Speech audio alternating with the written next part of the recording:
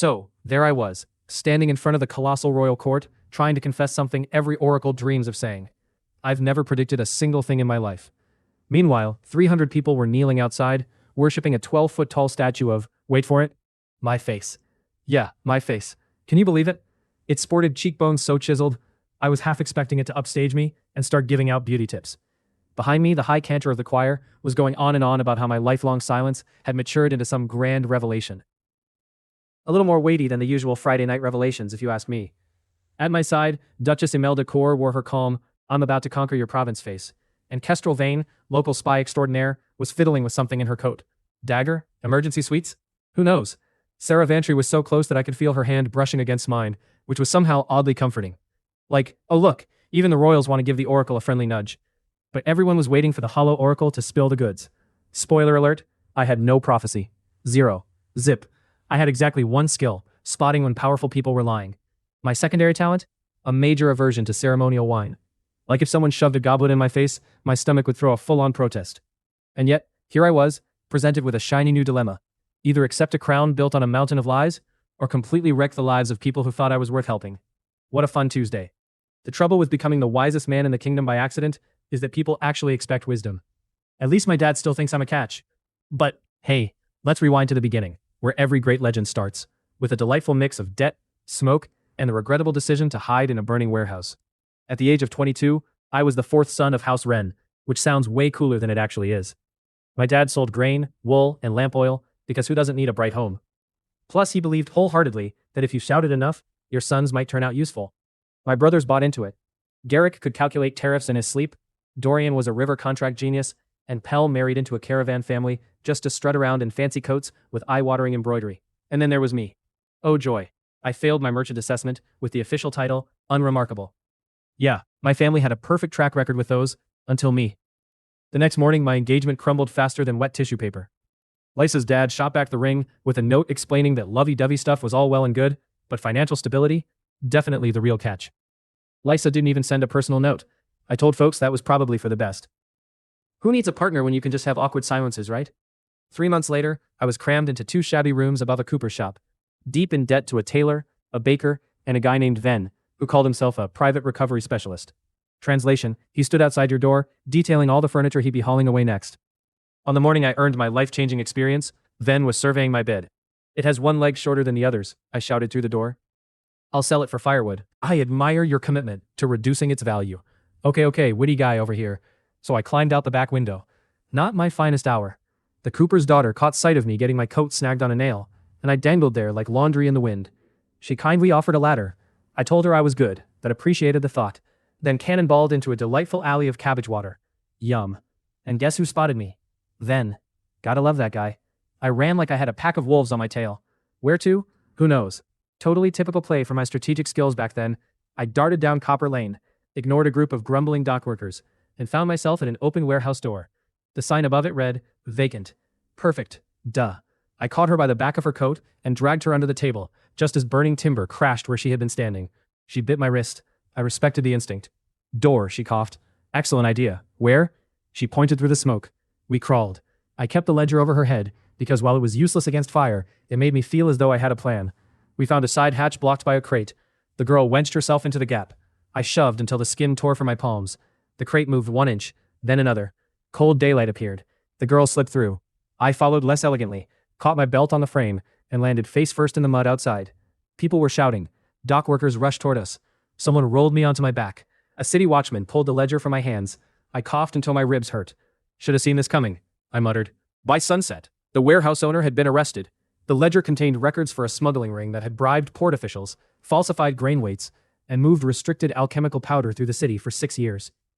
The fire had been set to destroy the evidence. By grabbing the nearest object to shield my head, I had saved the only complete account book. By morning, the story had changed. I had entered the warehouse because I foresaw the fire. I had rescued a child no one else knew was inside. I had selected the one ledger that would expose the city's largest criminal network. And as I emerged from the flames, I had calmly said, I saw this coming. The first person to repeat the story to my face was my baker. That is not what happened, I told him. He gripped my shoulder, eyes shining. Still humble. I was hiding from a debt collector. Even the wise must move unseen. I thought the warehouse was empty. You trusted the hidden path. I used the ledger because I thought the roof would fall on me, and yet you chose truth as your shield. I stared at him. He gave me 2 loaves without charge. I tried to correct the fishmonger. She bowed. I corrected a watch captain. He apologized for doubting my modesty. By noon, a crowd had gathered outside the cooper's shop. Some asked which investments would rise. Others wanted to know whether their marriages were blessed. One man presented a sick goat. I climbed out the back window again. The girl from the warehouse waited in the alley. She sat on a barrel, swinging bare feet.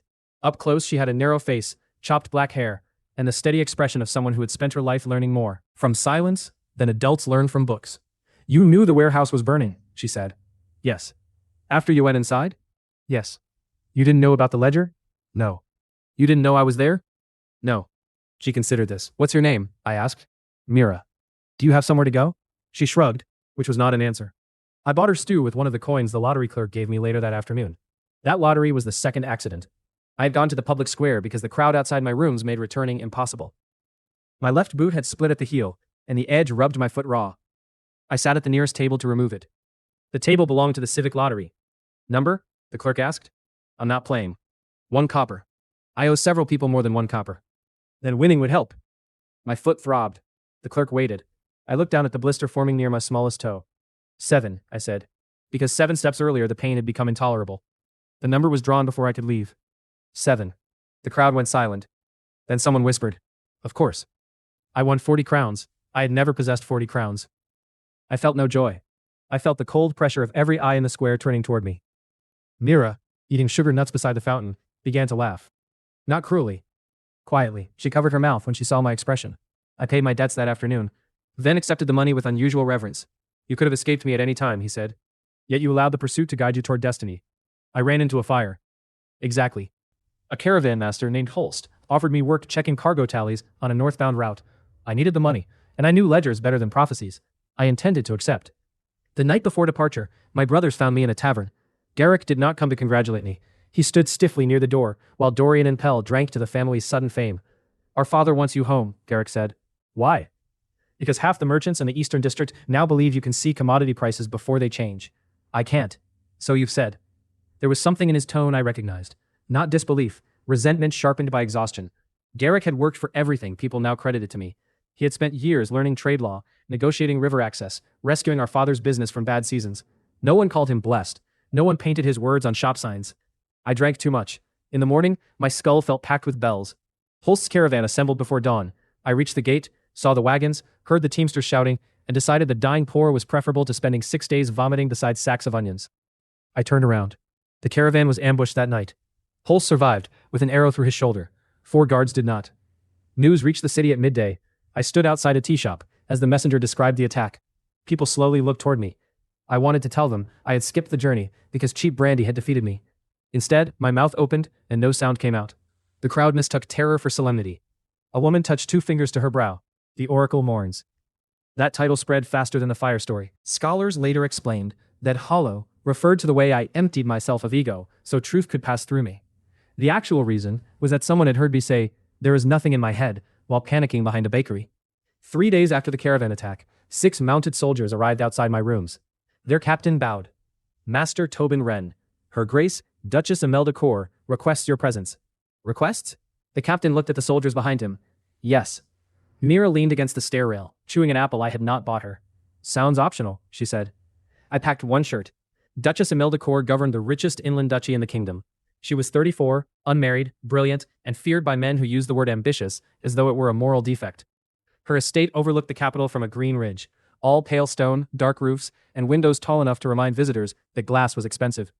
I was brought to a council chamber where 12 officials sat around a table covered in maps. Imelda stood at the far end. She wore deep blue, no crown, and a narrow gold chain at her throat. Her dark hair was pinned high. She had the composed face of someone who had already imagined every answer I might give and prepared counters for each one. Master Wren, she said. Thank you for accepting my invitation. I did not understand refusal to be available. One counselor inhaled sharply. Imelda smiled. Not widely, just enough to frighten me. Direct, she said. Good. I should tell you immediately that the stories are wrong. Of course. No, I mean entirely wrong. I did not foresee the warehouse fire. I hid inside because a debt collector was chasing me. A few counselors exchanged impressed looks. Imelda folded her hands. And the lottery? My foot hurt. The caravan? Hangover. Silence. Then Imelda said softly, "A lesser man would protect his legend. I am attempting to destroy it." Precisely. I looked toward the door. The soldiers remained there. Imelda motioned to the maps. Two merchant houses disputed control of a mountain road. Each claimed an ancestral right. The conflict had delayed iron shipments and brought both families close to private violence. "We would value your sight," she said. "I have none." "Then value us with your attention." That, unfortunately, I could do. Representatives from both houses were brought in. Lord Astor spoke first, loudly, about charters and insult. Lady Brevin interrupted with dates and tax records. The councillors argued legal precedent. Imelda watched me. I listened. Not because I was wise, because speaking seems dangerous. After 20 minutes, I noticed that Lord Astor never mentioned the iron. He spoke only about his grandfather. Lady Brevin cared about the toll stations, not the road itself. When I asked a few questions, the shape of the fight became embarrassingly simple. Astor wanted public recognition that his family had maintained the pass during the famine years. Brevin wanted guaranteed revenue from the increased traffic. "So give House Astor ceremonial stewardship," I said, "and House Brevin the toll contract for 10 years, with a fixed maintenance share paid to Astor. Put both names on the gate, large letters, far apart." The room went still. Lord Astor frowned. "Our honor would be recognized?" "Yes." Lady Brevin tapped one finger against the table. "And the toll schedule would remain under our administration?" "Yes." They looked at each other. Imelda leaned back. One counselor whispered, "He separated the stated conflict from the true desire." I had thought I was stating the obvious. By sunset, the dispute was settled. By dinner, Imelda had appointed me her special advisor. I attempted to resign before dessert. She misunderstood that too. The dinner was private, though private at Imelda's estate meant 6 servants, 2 musicians behind a carved screen, and enough silverware to defend a bridge. I sat opposite her beneath a chandelier of blue glass. A lacquered box rested beside my plate. "A small token," she said. Inside was tea from the Southern Islands, worth more than everything I owned before the lottery. You should not have. I wanted to. That possibility did not occur to me. I assumed the gift was an examination. Perhaps I was expected to identify the harvest year by smell. I lifted the lid, inhaled cautiously, and said, "It appears dry." One of the servants made a tiny choking sound. Imelda's mouth twitched. She asked what I saw in the kingdom's future. I redirected the conversation toward shipping records. She complimented my penetrating insight. I explained double-entry bookkeeping for 11 uninterrupted minutes, because it was the only subject on which I could speak without risking national collapse.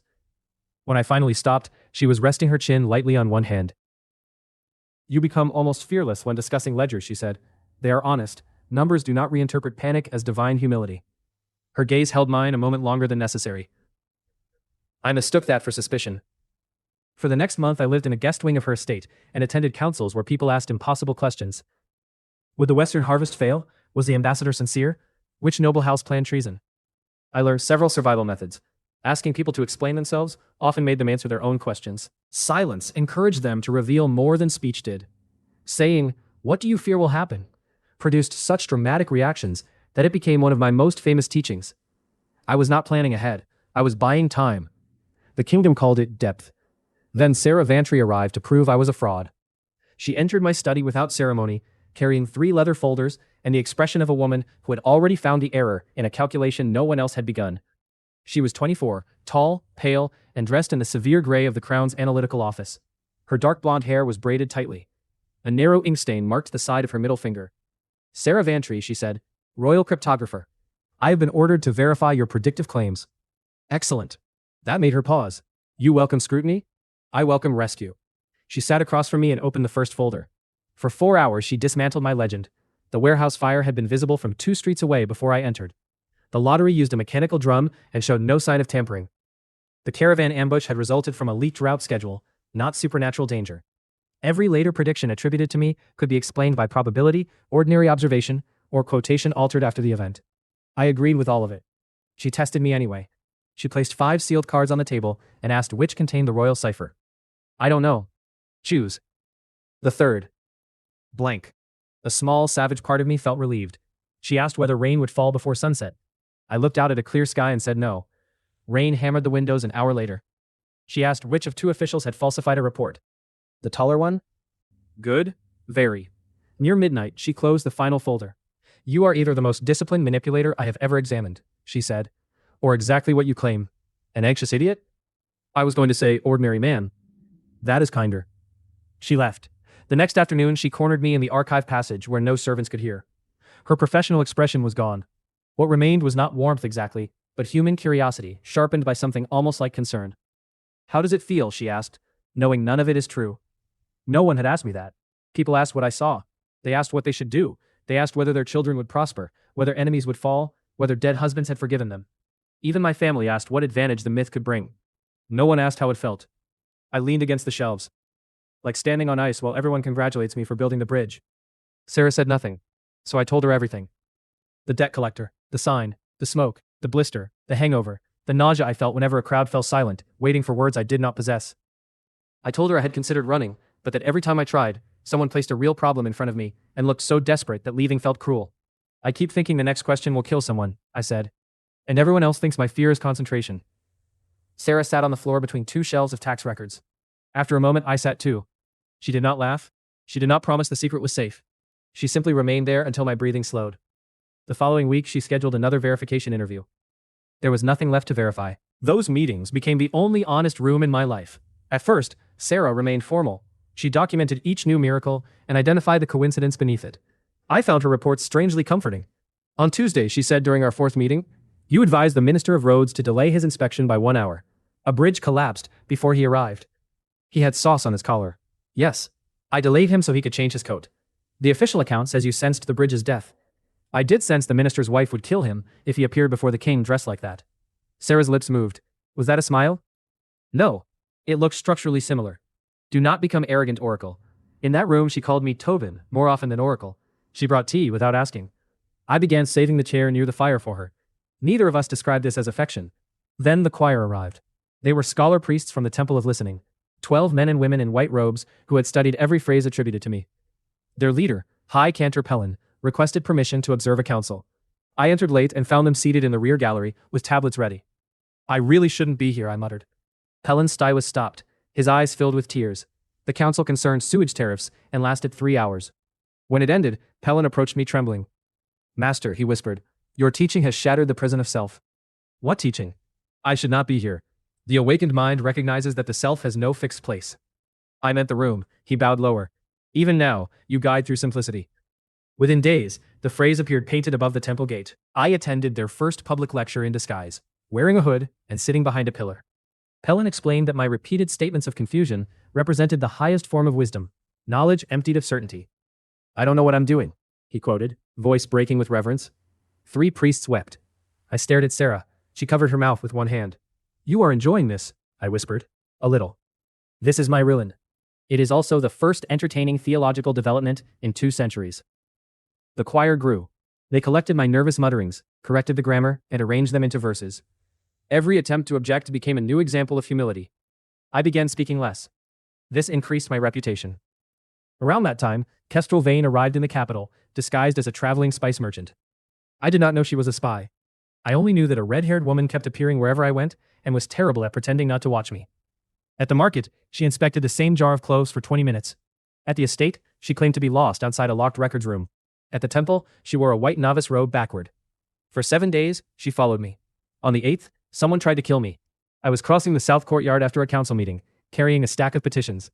Imelda walked ahead with 2 guards. Sarah had stayed behind to retrieve a cipher sheet. The red-haired merchant leaned beneath an arch, examining an orange with unnecessary intensity. My bootlace came undone. I stepped on it. The petitions flew from my arms. I pitched forward and struck the paving stones hard enough to see white light. An iron bolt hissed through the space where my chest had been. It buried itself in a wooden door. The guards shouted. Imelda dropped behind a fountain. A second bolt struck the wall. I tried to stand, slipped on the scattered papers, and rolled behind a stone bench, mostly because gravity had strong opinions. The assassin fled across the roofline. One guard stared at me. "You sensed the first shot." I tripped. "And used the petitions to conceal your movement?" I fell on them. "You drew the second shot away from her grace." I was trying not to break my nose. By evening, the official account described an elegant sequence of evasive maneuvers. The red-haired merchant disappeared during the confusion. I found her later in an empty gallery, doubled over against the wall, laughing without sound. "You," I said. She wiped tears from her eyes. "I have watched generals rehearse battlefield retreats less successfully than you fell down those steps." "Who are you?" "Kestrel Vane, spice merchant. You were wearing a novice robe backward yesterday? Foreign style. You are a spy." She brightened. "Perhaps you are an oracle." I should have called the guards. Instead, I asked whether she had known about the assassin. "No, wrong kingdom, I think." She tossed me the orange. I was sent to determine whether the Hollow Oracle was a strategic threat. And? You are a strategic catastrophe, entirely different. She circled me, openly studying my face. I could expose you, she said. Please do. That is not the expected response. I will provide documents. She laughed again. No. This is far too interesting. What do you want? Entertainment, access, occasional answers. I have no answers. Then panic attractively. I do not do anything attractively. Kestrel glanced toward the courtyard, where servants had begun gathering my fallen petitions as relics. From that day onward, she described her constant presence as professional surveillance. She entered through windows, stole fruit from my breakfast tray, and submitted false merchant complaints to secure appointments. She also quietly identified the assassin as an agent hired by a domestic faction opposed to Imelda's reforms. When I asked why she helped, she shrugged. You looked offended that someone interrupted your fall. I found it moving. Garrick returned to court during the debate over northern grain tariffs. He had designed the Wren family's proposal. Lower duties during surplus months, protected reserves during winter, and shared transport contracts to prevent monopolies. It was good work. Better than anything I could have produced. My father presented it as a policy shaped by our family's unique prophetic insight. Garrick stood behind him, expression carved from stone. Imelda asked for my judgment. Every eye turned toward me. I looked at the tables, understood perhaps half of them, and then looked at my brother. Garrick designed this, I said. He should explain it. My father stiffened. Garrick stared at me. You have reviewed the structure? Imelda asked. No. Garrick has spent 2 years studying the roots. Any opinion I give after 10 minutes would be decoration. The room went very quiet. I feared I had embarrassed him.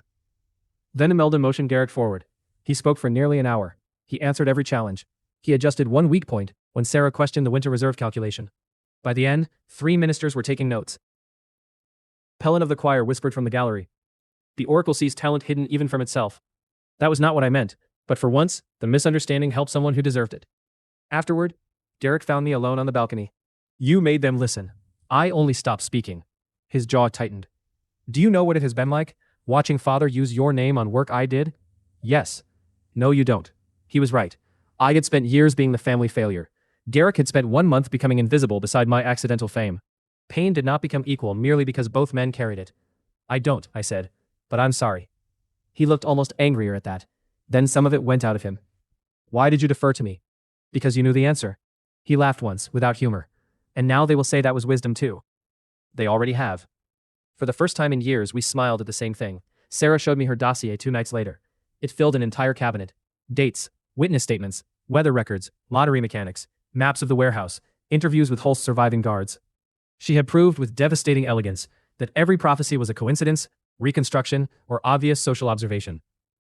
You could end this, I said. Yes, why haven't you? She stood beside the open cabinet, arms folded too tightly. At first, because public exposure would destabilize Imelda's court. Then because your advice, despite its source, produced measurable improvements. Then because the choir made exposure dangerous. And now? Sarah looked at me. Now I do not want to be the person who destroys you. The words were quiet. For her, they carried more force than a declaration shouted from a tower. You value truth, I said. I have built my life around it. And you are hiding this. Yes, for me, her eyes narrowed. Do not make me repeat it. I stepped closer, then stopped. The space between us felt suddenly precise, measurable, dangerous. I don't know what to say. That has never prevented anyone from calling you profound. I laughed. She did too, barely. Neither of us crossed the remaining distance. But after that night, her chair near the fire no longer felt accidental. Imelda's second attempt at courtship involved a mural. I learned about it when she invited half the capital to unveil it. The painting covered an entire wall of the West Hall. It showed me standing on a cliff beneath a storm-dark sky, one hand raised toward distant stars. My robe streamed heroically in the wind. My expression suggested that I had just discovered the hidden architecture of creation.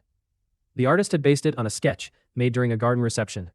In reality, I had eaten 3 cheese pastries and spent 10 minutes staring into the middle distance, while reconsidering every decision that had led me to the buffet.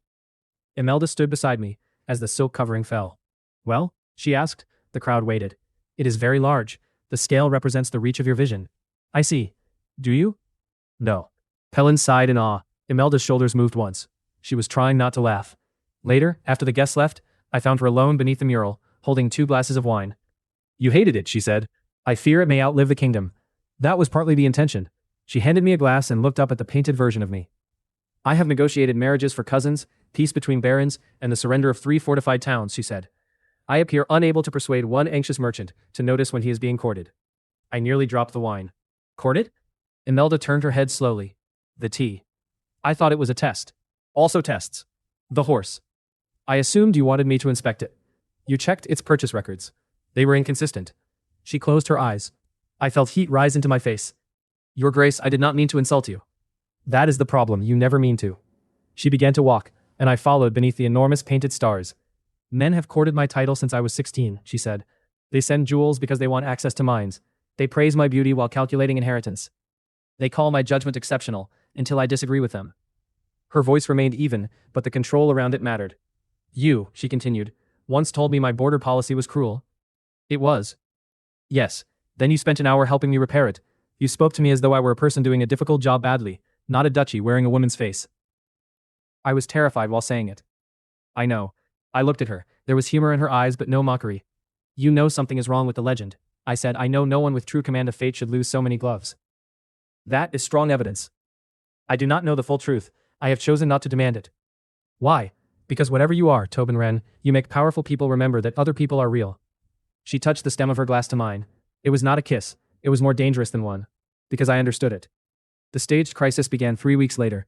Lord Vey, an old rival of Imelda's, announced during a public council that an eastern province intended to withdraw from the grain compact. He produced letters, witness statements, and a sealed report claiming armed men had gathered near the border. The hall filled with alarm. Imelda's gaze hardened. Sarah took the documents. Kestrel, lounging in a gallery seat under the false name Mistress Vale, stopped pretending to sleep. They turned to me. What does the oracle foresee? I should have refused. Instead, I looked at the frightened ministers, the merchants calculating shortages, and Imelda waiting for something that would prevent panic. The letters appeared genuine. The border lord named in them had opposed the compact before. Armed retainers could mean rebellion. He intends to leave, I said. They smiled. I had guessed wrong. Sarah discovered the truth before sunset. The letters were real, but deliberately incomplete. The Eastern Lord had assembled troops to suppress smugglers, not defy the crown. They had manufactured a crisis from selected facts, expecting me either to remain silent or make exactly the conclusion I made. Markets dipped. 2 warehouses stopped grain shipments. A crowd gathered outside the council hall, demanding reassurance. For the first time, my failure had consequences visible from the window. I did this, I said. Sarah spread documents across the table. They did this. I gave it authority. Yes, there was no comfort in her agreement. Imelda entered with 3 ministers. Can we reverse it? Sarah pointed to the letters. We release the full correspondence, summon the Eastern Lord by mirror relay, and show the troop orders. Too slow, said one minister. The southern exchanges close within the hour. Everyone looked at me again. I wanted to disappear. Then I noticed Sarah's hands. Steady. Ready. She had the answer and no public authority large enough to force frightened people to hear it. Give the announcement to Sarah, I said. The minister frowned. The cryptographer? The public expects you. Then I will stand beside her and say nothing. We went to the front steps. Thousands filled the square. Pelin and members of the choir stood near the fountain. Vey's agents had already spread whispers that the oracle had foreseen civil war. I stepped before the speaking horn. The crowd fell silent. My mouth went dry. This is Sarah Vantry, I said. She understands what happened. Listen to her. Then I moved aside. For half a heartbeat, no one reacted. Sarah stepped forward. She explained the missing passages, the troop orders, the timing of the rumor. She made the deception simple enough for frightened people to grasp, without making them feel foolish for believing it. Imelda's clerks distributed copies. Kestrel's contacts produced a courier who had carried Vey's instructions. By dusk, the markets opened again. The following morning, every broadsheet praised my brilliance. The oracle's silence exposes treason. Pelon declared that I had intentionally allowed a false prophecy to reveal the hidden corrupter. Sarah found me tearing the paper into small pieces. You could have corrected them, she said. I tried. No, you told a printer, for the love of all decent gods, stop writing. That seemed clear. He interpreted it as a warning against false texts. I covered my face. She sat beside me. The situation was saved because you gave me the room, she said. It was saved because you were right. Both can be true. I lowered my hands. That idea frightened me more than simple fraud. If everything were false, I could confess and leave.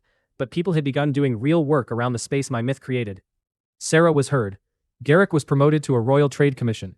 Imelda forced reforms through a council that trusted my support. Even the choir's kitchens fed hundreds of poor families because Pelon believed charity purified the mind for wisdom. The lie had roots in good soil. Mira found me that evening on the estate roof. She had acquired boots, 3 books, and the habit of appearing in places guards swore were secure. I had arranged a room for her in the servants' wing and lessons with the estate tutor. She accepted both as though granting me a favor. You guessed wrong, she said. Yes. You looked sick. She sat beside me on the tiles. I knew from the fire, she said. My breath caught. Knew what? That you didn't know anything. You went into the warehouse because you were running away. You grabbed the book because it was there. You found me because I coughed. I stared at the city lights. Why didn't you tell anyone? Also, I didn't care. You should. You pulled me out. Anyone would have. No. The answer came too quickly. Mira looked straight ahead. Most grown people look at street kids like we're weather. You looked at me like I was there, before anyone called you Oracle. The night wind moved across the roof. You're lucky, she said. Very lucky. Stupidly lucky. But that's not why I follow you. I swallowed. Why do you? Because when people ask you what will happen, you ask what they need. Nobody else does that. She stood and dusted off her trousers. Then she looked down at me with the stern patience of a much older person. You should stop wishing all of it was fake. It's making you useless. That sentence hurt because it was true. The real crisis arrived 6 days later. A rider reached the capital at dawn with blood on his sleeve and a black feathered arrow tied to his saddle. The northern kingdom of Veros had crossed the disputed river with 12,000 soldiers. By noon, reports confirmed 3 border forts surrounded, 1 road cut, and Verosi war barges moving south. Their king claimed our crown had violated an old treaty by building new watchtowers along the river. Our generals insisted the towers were legal. Neither side could retreat publicly without losing authority. The court assembled before sunset. Maps covered the council table. Officers argued supply lines. Ministers demanded immediate mobilization. Imelda controlled the room by force of will alone, but I saw the fear beneath it. Then she turned to me.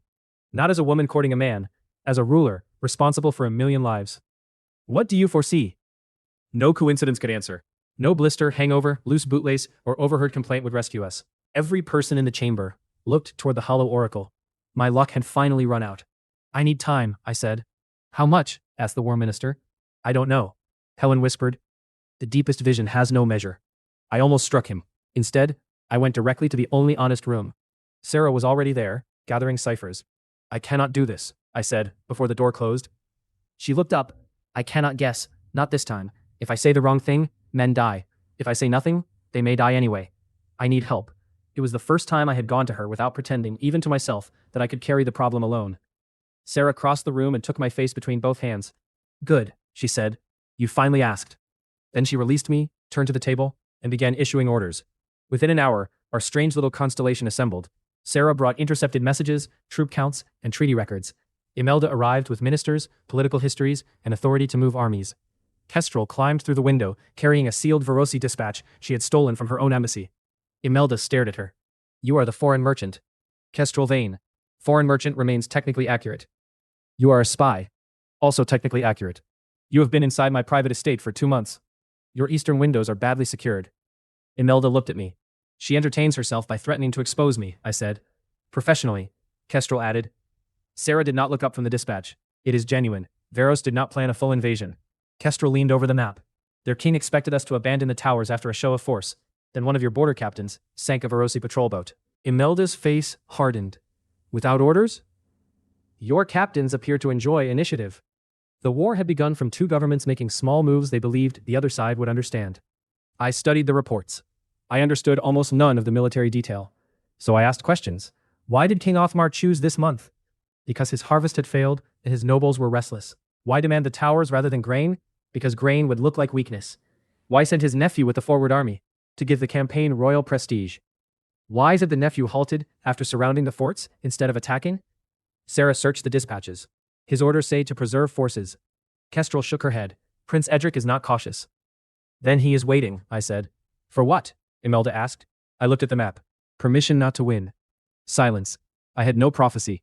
I only recognized the shape of a man trapped by expectations because I had lived inside one for months. Prince Edric could not retreat. He could not attack without beginning a war his uncle had never intended. He needed an outcome that looked like victory and prevented battle. So do we, Imelda said. For 2 days we worked. Sarah proved that the treaty language on watchtowers was genuinely ambiguous.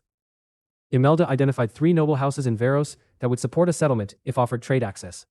Kestrel provided the name of Edric's private secretary and the route used by his personal couriers. My contribution was less impressive. I read letters. Edric's reports were stiff and formal, except when he mentioned the river villages. Then his language changed. He recorded civilian evacuations, grain stores, and bridge damage in unusual detail. He cares what happens to the people there, I said. Kestrel tilted her head. Reputations are often written by people who need someone simple. Sarah looked at me over the papers. That night we designed a meeting no general could publicly request. I would cross the river under a white banner and ask to speak to Prince Edric alone. Imelda rejected the plan immediately. No. It gives him the permission he needs. It gives him the kingdom's most valuable symbol as a hostage. I am not valuable. All three women looked at me. Kestrel said, "You have a shrine under construction. That is not the same thing." Sarah's voice was quiet. "You may not return." "I know." Imelda paced to the window. "Send a diplomat." He expects diplomats to bargain. He expects me to foresee. You do not. Exactly. If I tell him the truth, perhaps he will tell me his. Sarah closed her eyes. When she opened them, anger and fear had settled into something controlled. "I will prepare every fact you need," she said.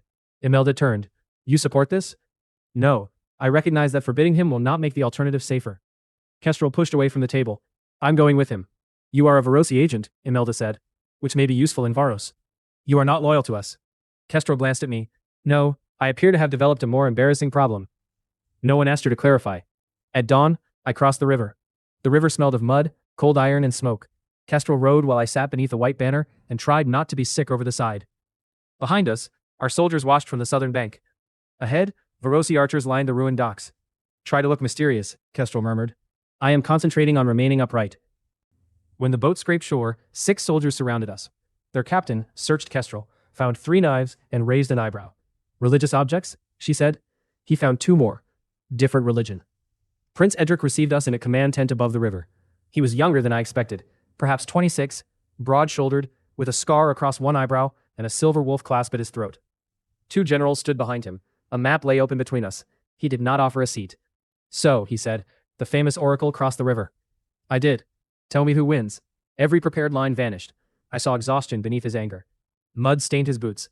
A folded casualty list rested near his hand. "I don't know," I said. One general laughed. Edric did not. "You expect me to believe that?" "Yes. You crossed an army line to say you know nothing? I have built a surprisingly successful career from it." Kestrel coughed into her fist. Edric's stare sharpened. "Why are you here?" "Because you do not want to attack those forts." His general stiffened. Edric's hand moved toward the casualty list. I continued before courage abandoned me. "You surrounded them 2 days ago. You have engines enough to break the eastern wall. You have not fired. Your reports list every village evacuated from the floodplain. You sent grain to civilians on our side of the river and called it seizure prevention. Your information is excellent. Sarah's information is excellent. Mine is mostly reading. He studied me. What do I want then? An outcome your uncle can call victory, your generals can call honor, and the people living here can survive. And your duchess? The same outcome with different banners." The silence lengthened. One general stepped forward. "Yes," I said. "Diplomacy usually is. The polite kind leaves fewer widows." Edric's mouth twitched despite himself. That was when I knew Mira had been right. Not that I would succeed. I did not know that, but I knew I was not entirely empty. I asked Edric what he feared would happen if he withdrew. At first he gave the official answer. Weakened borders, broken treaty, royal dishonor. I listened until the answer ran out. Then I waited. Finally he said, "My uncle's council will call me soft. The northern lords will challenge him before winter. If the crown weakens, Varos fractures." There it was. Not towers, not river rights, a frightened kingdom using war to hold itself together. I told him our crown would publicly dismantle 2 towers closest to the river, and convert the third into a jointly staffed customs station. Varosi inspectors would be admitted. In exchange, his army would withdraw after a ceremonial inspection, and sign a new grain corridor agreement framed as tribute-free northern access. He frowned. "Your duchess authorized this?" "Most of it." Kestrel looked at me. "How much is most?" Edric asked. "The structurally important parts." That was not fully true. Imelda had authorized a customs station, but not joint staffing. I had added that because Edric needed something visible enough to carry home. My heart pounded so hard, I could hear it. Edric walked around the table. "If I hold you," he said, "your kingdom loses its oracle. If you hold me long enough, you may discover that is not the advantage you think." He stopped in front of me. Then he laughed. Not loudly, not kindly, but honestly. I expected a sorcerer. So did everyone else. Sarah's treaty analysis gave us language both crowns could defend. Imelda's trade concessions gave Varos grain without calling it aid. Kestrel carried messages between the tent and both banks, insulting everyone equally. I kept asking what each demand was supposed to achieve until the men in the rue stopped arguing over words and admitted what they needed. At sunset, Prince Edric and I walked together onto the bridge. Both armies watched. He raised my hand as though I had defeated him in ceremonial combat. The river forts opened their gates. Varosi soldiers withdrew to the northern bank in ordered lines. Our engineers marked 2 towers for dismantling. Bells began ringing in the capital before we reached the southern shore. Imelda met me at the dock. She embraced me so hard my ribs protested. Then she stepped back, remembered she was a duchess in front of 2 armies, and said, "Your recommendation exceeded its authorization." I know. The joint station was reckless. Yes. It was also necessary. I hope so. Her eyes shone with fury and relief. We will discuss your habit of wagering my duchy without permission. Kestrel climbed from the boat. He also wagered himself. Imelda looked at her. That discussion will be longer. Sarah stood several paces behind them. She did not run to me. Sarah never did anything merely because emotion made it dramatic. She waited until the officers, ministers, priests, and cheering citizens pulled us apart. She waited through the first official report and the second. She waited while Pelin announced that the oracle had foreseen peace concealed inside war. Then she found me in the archive room after midnight. The only honest room. I sat on the floor beside the cold fireplace, too tired to remove my coat. You changed the proposal, she said. Yes. You could have been killed. Yes. You told a hostile prince that you were a fraud. Not in exactly those words. Tobin. I looked up. The control in her face broke. She crossed the room, knelt in front of me, and struck my shoulder with the flat of her hand. It was not a hard blow. You do not get to die after making me compromise every principle I possess, she said. I will try to schedule it later. She hit me again. Then her hand remained on my shoulder. I covered it with mine. I was afraid every day, I said. Sarah went still. Since the warehouse, every council, every person who looked at me, I kept thinking if I admitted it, everything would collapse. You admitted it to me. That was different. Why? Because you already knew. No, her voice softened. Because you trusted me. The truth of that settled between us. I told her about Edric's question, about the moment I understood that listening was not a substitute for prophecy, but something real of its own. I told her Mira had known all along. I told her I still wanted to confess publicly, even if no one believed me. Sarah listened without correcting a single word. When I finished, she touched my cheek. The guessing was never the impressive part, she said. It was not even interesting. That is reassuringly cruel. You see people when everyone else sees positions, threats, or uses. You make room for the answer before you decide what it must be. I spent most of the war negotiation trying not to vomit. I know. You say that often. I observed closely. Her thumb moved once along my cheek. I am terrified now, I admitted. Of what? This. Good. Good? For once, fear is telling you something accurate. Then she kissed me. There was no audience, no choir waiting to turn a nervous breath into scripture, no court measuring what the gesture meant. Her mouth was warm and careful against mine, and for one suspended moment, I forgot to be anyone except the man she already knew. I kissed her back. My hand found the side of her neck. Her braid brushed my wrist. She leaned closer, and the second kiss was less careful, shaped by weeks of almost sentences, and chairs placed near fires, and truths stored in locked cabinets. When we parted, her forehead rested against mine. I had a better line prepared, I whispered. I am grateful you did not use it.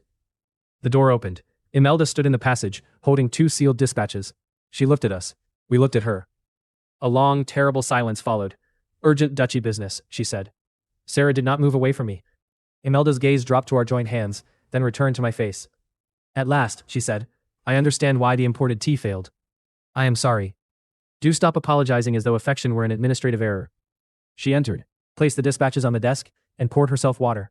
Her dignity made the moment more painful, not less. I will not pretend this is painless, she said, nor will I withdraw what I feel, merely because Sarah possessed the tactical sense to act while I was commissioning architecture. Sarah raised one eyebrow. The mural was a strategic error. It was visually commanding. It made him look constipated. The artist took liberties. I covered my face. Imelda's voice gentled. I meant what I told you. I want the man, not the office. That does not entitle me to him. It does mean I'm not going to convert genuine feeling into ceremonial retreat for everyone's convenience. Before I could answer, Kestrel appeared in the open doorway. She took in the room. Her expression changed, then changed again as she rebuilt it into exaggerated boredom. I leave for 1 hour to prevent a military coup, she said, and the cryptographer violates professional boundaries. Sarah's hand remained in mine. You entered through a window during that hour. Surveillance requires flexibility. Imelda smiled into her cup. She kissed him. Kestrel looked wounded for half a heartbeat. Then she pointed at me. This is why persons of strategic interest require supervision. I was in a locked room. Exactly. Suspicious. She dropped into the nearest chair and crossed her arms. I was only here on assignment. Your assignment ended when the treaty was signed, Sarah said. It has expanded.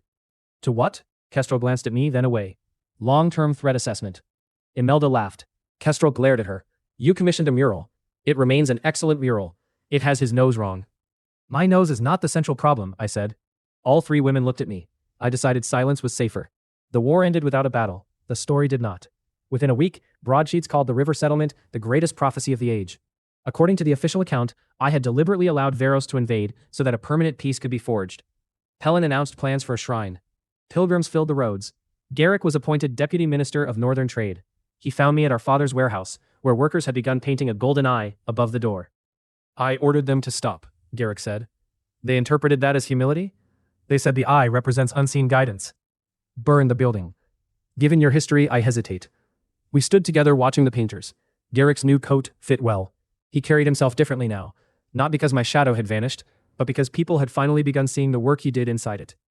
I hated you, he said. I know. Some days I still do. That seems fair. He glanced at me. But you kept giving the credit back. It belonged to you. No one else in the family thought that mattered. I did not know how to answer. Garrick held out his hand. I took it. Then he pulled me into an awkward embrace that lasted 1 second too long, and ended with both of us pretending it had not happened.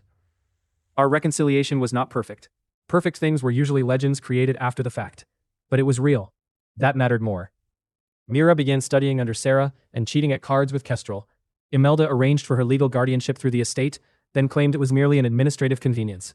The choir opened 3 new kitchens and printed a collection of my sayings, titled The Wisdom of Emptiness. One of the sayings was, "Please leave me alone." It became especially popular. A month after the river settlement, Imelda summoned the full court. She stood beneath the royal seal and offered me the office of permanent oracle advisor to the crown. It came with land, salary, authority over royal councils, and a ceremonial chain heavy enough to anchor a boat. More importantly, it would make the myth law. I looked at Sarah. If I confessed, she would have to admit she had concealed the truth. Imelda's enemies would claim every reform touched by my name was fraudulent. Garrick's appointment would be questioned. The peace with Veros might survive, but men who preferred war would use the scandal as a weapon. If I accepted, I would gain the power to keep helping people. I would also become the lie forever. Imelda watched me with no demand in her face. The choice is yours, she said. That was why I finally decided to tell the truth. The court assembled 3 days later. Nobles filled the hall. Merchants crowded the galleries. The choir stood in white robes along the walls. Outside, thousands packed the square. I wore the ceremonial chain. Sarah stood on my right. Imelda and Kestrel waited on my left. Garrick watched from the trade minister's row. Mira had somehow climbed onto a balcony reserved for ambassadors. I stepped toward the speaking dais. My name is Tobin Wren, I began, and there is something you deserve to know. A sound rolled through the square outside. Not applause. Stone grinding over stone. The great doors opened. Sunlight poured into the hall, and beyond it, in the center of the square, the choir unveiled their completed shrine. My carved image rose above the crowd, empty hands held toward the sky. Beneath it, in letters large enough to read from the palace steps, were the words, I know nothing, and therefore I see. Hundreds knelt, then thousands. Helon began to weep. I stared at the statue. Sarah's hand closed around mine. In my other side, Imelda and Kestrel exchanged a glance. Not jealous, not afraid, almost conspiratorial. Whatever happened next, none of them intended to leave me alone with it. The crowd waited for the hollow oracle to speak. I had the truth. For the first time in my life, I also knew that truth alone would not be enough. So I took a breath. And that is where part 1 ends, with a kingdom kneeling, 3 extraordinary women refusing to abandon one very ordinary man, and me about to attempt the least believable prophecy of my career, that I had never made one. If you want to know whether anyone finally believes me, whether the choir turns my confession into another sacred verse, and whether Kestrel ever admits that surveillance is a terrible name for courting someone, subscribe and stay close. I cannot promise the future,